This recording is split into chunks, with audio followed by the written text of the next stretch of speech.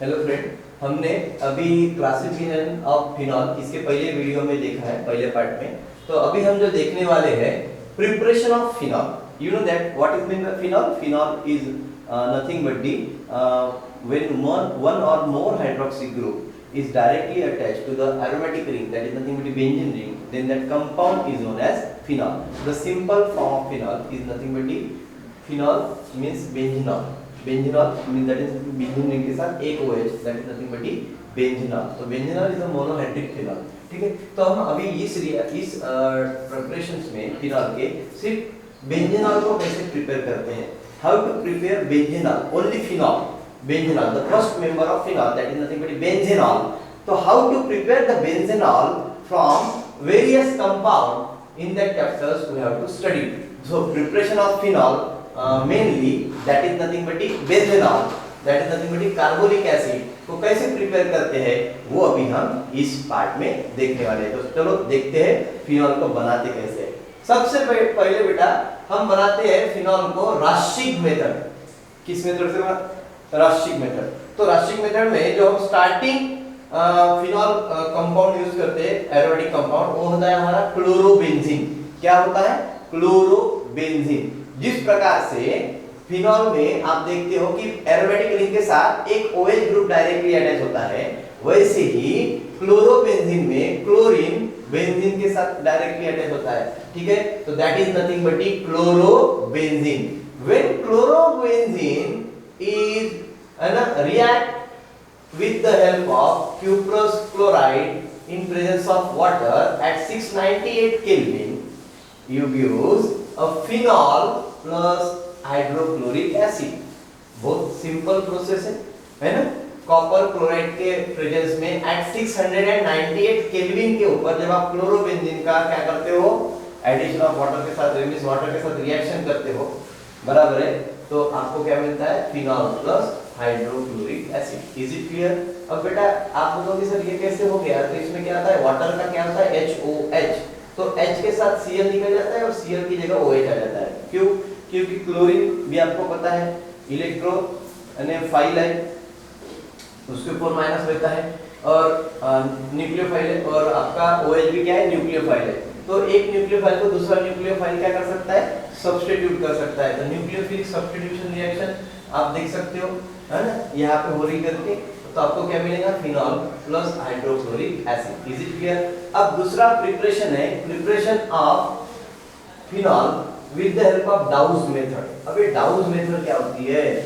Douse method क्या होती है? Preparation of phenol with the help of douse method. Douse ये साइंटिस्ट का नाम है, जैसे राशिक ये भी एक साइंटिस्ट का नाम था। राशिक ने बताया था आपको कि क्लोरोबेंजीन से आप फिनॉल मिलाते हो इन presence of copper chloride and in temperature 698 kelvin. When chlorobenzene react with water gives phenol and hydrochloric acid. इसी तरीके से जो डाउज मेथड है वो हमको बताती है कि हम फिनॉल को क्लोरोबेंजीन से ही मिला सकते हैं, पर हम अभी उसमें कॉपर क्लोराइड नहीं यूज करेंगे, यानी वाटर के साथ क्लोरोबेंजीन का रिएक्शन नहीं करेंगे। हम क्या करेंगे? डाइल्यूट NaOH के साथ बराबर है रिएक्शन करेंगे at 623 kelvin and under pressure, that is nothing but 300 atmospheric pressure.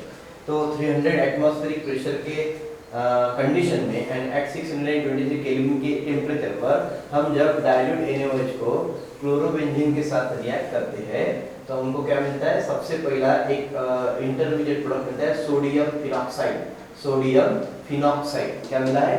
Sodium phenoxide. आप सोडियम फिनेट भी बोलते हो इसको, या सोडियम फिनॉक्साइड बोलते हो। Then that sodium phenoxide further react with HCl, dilute HCl, dilute hydrochloric acid के साथ रिएक्ट होता है। तो फिर क्या होता है? ये NaCl के साथ निकल जाता है और H जाके ऑक्सीजन से जुड़ जाता है। तो यहाँ पे क्या बनेगा? Phenol plus sodium chloride. ठीक है, तो फिनॉल आपको डाउज मेथड से मिलता है। और डाउज मेथड से जो फिनॉल मिलता है वो डायरेक्टली नहीं मिलता, जैसे राशिक मेथड में डायरेक्टली मिला था। डाउज मेथड में 2 स्टेप फॉलो होती है। सबसे पहले क्लोरोबेंजीन कास्टिक सोडा से मींस सोडियम हाइड्रोक्साइड से रिएक्ट होकर क्या बनाता है? सोडियम फिनॉक्साइड बनाता है, और फिर वो सोडियम फिनॉक्साइड डाइल्यूट HCl से मिलके क्या बनाता है? फिनॉल। Is it clear? तो आपको ये कंडीशंस है जो अच्छे से याद रखना है कि यहाँ पे जो आप डाउस मेथड में देखिए सिर्फ सोडियम हाइड्रोक्साइड आपने यूज किया, किसी के अंडर प्रेशर में काम नहीं किया है। यहाँ पे कॉपर क्लोराइड का राशिक मेथड में इसके प्रेजेंस में हमने क्या किया था, फिनॉल मिलाया था। पर यहाँ पे आपने डायरेक्ट क्या किया, under atmospheric pressure 300 atmospheric pressure के अंदर में आपने क्या किया है, ये रिएक्शन किया है। तो डाउस मेथड और राशिक मेथड ये दोनों मेथड में आपको फिनॉल मिला है और दोनों मेथड में आपने स्टार्टिंग मटेरियल के तौर पर क्लोरोबेंजीन यूज किया है। इज इट क्लियर, आपको समझा?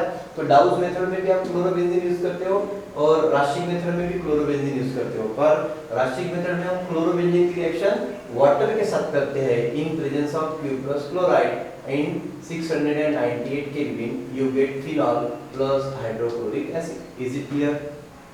उसके बाद डाउस मेथड में हमने क्लोरोबेंजीन की रिएक्शन NaOH के साथ किया था इन 300 atmospheric pressure at 623 kelvin temperature. तो आपको पहले क्या मिलता है, सोडियम फिनॉक्साइड मिलता है। Then that sodium phenoxide further react with dilute HCl you use phenol plus sodium chloride. Is it clear? Next है preparation of phenol from benzene sulfonic acid. पहले बेटा एक बात ध्यान में रखिए, जो सल्फोनिक ग्रुप होता है आपको पता है, जैसे सल्फर डाइऑक्साइड का फार्मूला क्या है, H2SO4। Is it clear? मैं इस H2SO4 को ऐसे भी लिख सकता हूँ H-SO3 बराबर है H। अरे समझ रहे हो क्या?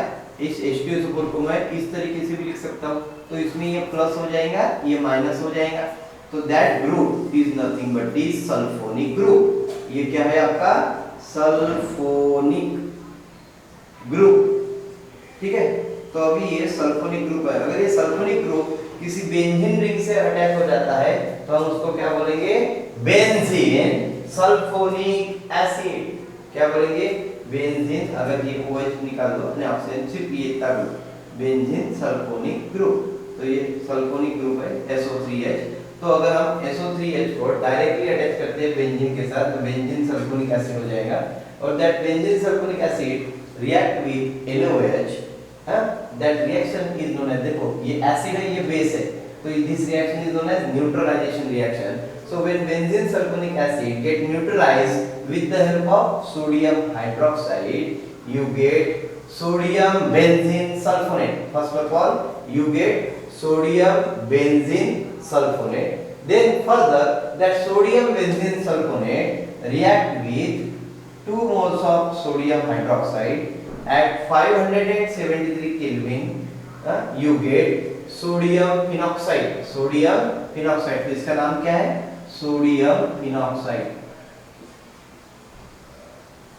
सोडियम फिनॉक्साइड और सोडियम फिनेट भी बोलते हो। और ये sodium phenate when react with further dilute H2SO4 तो आपको क्या मिलेगा बेटा, फिनॉल।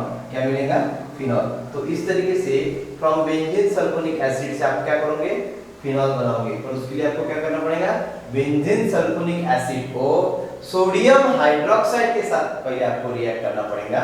तो वहां पे एक न्यूट्रलाइजेशन रिएक्शन हो जाएगा। न्यूट्रलाइजेशन रिएक्शन होने के बाद आपको जो मिलेगा वो सोडियम बेंजीन सल्फोनेट मिलेगा। That sodium benzene sulphonate further react with sodium hydroxide eight 573 kelvin, you get sodium phenoxide. Then that sodium phenoxide is react with dilute H2SO4. At last you use a phenol. Phenol. Is it clear? तो इस तरीके से आप benzene sulphonic acid से phenol मिला सकते हो। This is the third preparation of phenol, which are given in your textbook. Then next, the fourth preparation of phenol is nothing but the from oxidation of cumene. तो ये cumene क्या होता है? Cumene is also a type of phenol. Is it clear? So cumene, so types of phenol. Cumene is an aromatic compound. और isopropyl क्या बोलते हैं cumene को? Isopropyl benzene. Cumene is also a isopropyl. इसको isopropyl कहा गया है, एक कार्बन दो सेम मिथिल ग्रुप से अटैच है। Is it clear? बराबर है, तो हम इसको आइसो बोलेंगे। और प्रोपिल क्यों? क्योंकि 3 कार्बन है, 1 2 3, तो 3 कार्बन है, तो इसको हम बोलेंगे isopropyl benzene. So isopropyl benzene that is nothing but cumene, और अगर हम क्यूमीन का ऑक्सीडेशन करते हैं तो from oxidation of cumene gives phenol. Is it clear? तो आइसोप्रोपिल बेंजीन और 2-प्रोपिल बेंजीन, 2-प्रोपिल बेंजीन, क्योंकि 2 पे आपका बेंजीन ग्रुप है, तो 2-प्रोपिल बेंजीन और 2-फिनिल बेंजीन और two phenyl propane is also known as क्या? क्यूमीन। तो आप सबसे पहले क्यूमीन लिए हो, और क्यूमीन की रिएक्शन हमने आप ऑक्सीडेशन कर रहे हो, इसलिए ऑक्सीजन के साथ होगा, ऑक्सीजन मॉलिक्यूल के साथ, in presence of cobalt naphthenate in sodium carbonate, यानी आपको कोबाल्ट नैप्थेनेट के साथ, हाँ, इसमें सोडियम कार्बोनेट के साथ में मिलाकर आपको क्या करना है? क्यूमीन का ऑक्सीडेशन करना है, because cobalt naphthenate when present in sodium carbonate provide oxygen gas, and that oxygen gas react with cumene, means oxidation of cumene here take place at 403 Kelvin, you get cumene hydroperoxide। पहले आपको क्या मिलेगा? Cumene hydroperoxide, peroxide, cumene hydroperoxide, cumene hydroperoxide मिलेगा, और फिर ये cumene hydroperoxide क्या हो जाएगा? डाइल्यूट H2SO4 के साथ जब आप हीट करोगे तो ये कन्वर्ट हो जाएगा फिनॉल में, और आपको क्या मिलेगा? यहाँ पे कीटोन। समझे? तो ये कीटोन है। तो आपका मेन क्या प्रोडक्ट है? फिनॉल। तो फिनॉल आपने किससे मिलाया? क्यूमीन के ऑक्सीडेशन से। तो सबसे पहले आपने क्यूमीन लिया, उसको ऑक्सीडाइज किया in presence of cobalt naphthenate in sodium carbonate at 403 kelvin. सबसे पहले आपको क्या मिला? क्यूमीन हाइड्रोपेरोक्साइड मिला, और फिर ये क्यूमीन हाइड्रोपेरोक्साइड को आपने क्या किया? डाइल्यूट H2SO4 के साथ हीट किया तो आपको फिनॉल मिला। Is it clear? अब लास्ट प्रिपरेशन है फिनॉल की, that is nothing but the preparation of phenol from diazotization reaction. बेटा ये रिएक्शन अपने 12th क्लास में एज अ प्रैक्टिकल पर्पस में ऑरेंज कलर की डाई बनाने के लिए किया था, that is nothing but dye formation आपने किया था प्रैक्टिकल में आपके 12th के इसमें। तो डायजोटाइजेशन रिएक्शन होता क्या है? तो सबसे पहले आप क्या करते हो? एनिलीन लेते हो। क्या करते हो? एनिलीन। एनिलीन कैसे लिखते हैं? बेंजीन रिंग के साथ NH2 अगर ग्रुप अटैच होता है तो that is called as aniline. और एनिलीन की रिएक्शन नाइट्रस एसिड के साथ करते हो, HNO2 के साथ, in presence of HCl, you get at 273 kelvin, लगभग 0 डिग्री सेल्सियस, बराबर है। इस टेम्परेचर पे आप ये रिएक्शन करते हो तो आपको पहले डायजोनियम सॉल्ट मिलता है। क्या मिलता है? Diazonium salt. डायजोनियम, डाई का मतलब होता है 2, एजो का मतलब होता है 2 नाइट्रोजन, तो डायजोनियम सॉल्ट प्लस माइनस वाला कंपाउंड, तो ये डायजोनियम सॉल्ट मिलता है। That diazonium salt react with water, acid hydrolysis होता है यहाँ पे, that diazonium salt reacting with water, that is nothing but acid hydrolysis at certain temperature, you give a phenol। आपको क्या मिलता है बेटा? फिनॉल, प्लस यहाँ पे नाइट्रोजन गैस इवॉल्व होती है और हाइड्रोक्लोरिक गैस इवॉल्व होती है। Is it clear? तो यहाँ पे आपको फिनॉल मिलता है। तो इस प्रकार से आपको यहाँ पे मैंने प्रिपरेशन ऑफ फिनॉल अच्छे से समझा के दिया है। तो बेटा हमने इसके पहले पार्ट में अल्कोहल पढ़े थे, और इस पार्ट में हमने preparation of phenol, classification of phenol and introduction of phenol अच्छे से पढ़ लिए। बेटा अल्कोहल, फिनॉल और ईथर, इन तीनों को इस चैप्टर में देने का उद्देश्य यही है कि लगभग इनकी जो केमिकल प्रॉपर्टीज होती है वो थोड़ा बहुत सेम होता है, बस यहाँ पे फिनॉल और अल्कोहल में थोड़ा डिस्टिंग्विश टेस्ट अगर आप देखोगे तो उसमें आप प्रैक्टिकल में किए थे 12th स्टैंडर्ड में। अब distinguish test between phenol and alcohol, तो आपने देखा था कि फिनॉल जो है वो थोड़ा सा एसिडिक होता है। Phenol is acidic in nature while alcohol is neutral in nature. तो फिनॉल एसिडिक नेचर होने का कारण क्या करता है? ब्लू लिटमस को रेड कर सकता है, यानी blue litmus paper turns into red litmus paper when phenol and when react with phenol. Is it clear? पर अल्कोहल के साथ अगर आप लिटमस पेपर की टेस्ट करते हो तो आपको कोई भी कलर चेंज नहीं दिखाई देगा। ठीक है, इसका मतलब है अल्कोहल आपका न्यूट्रल होता है और फिनॉल आपका एसिडिक होता है। दूसरा डिस्टिंग्विश टेस्ट आप प्रैक्टिकल लैब में ये किए थे, आपने क्या किया था? न्यूट्रल फेरिक क्लोराइड सॉल्यूशन लिया था FeCl3, और न्यूट्रल FeCl3 के साथ आपने क्या किया था? फिनॉल कंपाउंड की जब रिएक्शन किया था तो आपको एक वायलेट कलर का कंपाउंड मिला था। क्या मिला था बेटा? वायलेट कलर का कंपाउंड। तो उसकी रिएक्शन आपने कैसे किया था?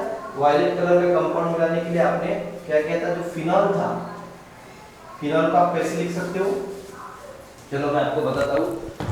फिनॉल को फिनॉल जैसे आपके पास है तो आप उसको मॉलिक्यूलर फार्मूले में फिनॉल को कैसे लिख सकते हो? C6H5 बराबर है OH, C6H5। अब मैं इसको क्या करता हूँ? C6H6O बराबर है 3 times 3 times that is nothing but our phenol. तो या आप इसको आप C6H5 भी बोल सकते हो, C6H5OH बोल दो, ठीक है। That is nothing but phenol 3 times. इसकी रिएक्शन आपने किसके साथ किया था? FeCl3 के साथ बराबर है। तो आपको यहाँ पे क्या मिला था? जब ये हो जाएगा तो यहाँ पे आपको एक कॉम्प्लेक्स मिलेगा, दैट इज नथिंग बट क्या हो जाएगा? Fe का कॉम्प्लेक्स रहेगा वो Fe है ना, C6H5 3 टाइम्स बराबर है O प्लस क्या मिलेगा? HCl 3 times HCl plus 3 times HCl। तो यहाँ पे आप देख सकते हो कि ये जो कॉम्प्लेक्स बना है, ये कॉम्प्लेक्स का कलर क्या रहेगा बेटा? वायलेट। इसीलिए जब न्यूट्रल FeCl3 के साथ जब आप क्या करते हो? फिनोलिक कंपाउंड की रिएक्शन करते हो तो आपको कलर चेंज दिखाई देता है। पर ऐसा कोई कंपाउंड अल्कोहल के साथ नहीं बनता, इसीलिए अल्कोहल आपको कोई कलरेशन नहीं दिखाता है। तो इसके आधार पर आप अल्कोहल और फिनॉल का क्या कर सकते हो? डिस्टिंग्विश टेस्ट आप अपने प्रैक्टिकल लैब में कर सकते हो। तो इस तरीके से आप अल्कोहल और फिनॉल को इजीली डिस्टिंग्विश कर पाओगे। तो हम इसके अगले पार्ट में हम देखेंगे कि properties of phenol, that is nothing but the chemical properties of phenol, physical properties of phenol. So today's session is over, ठीक है।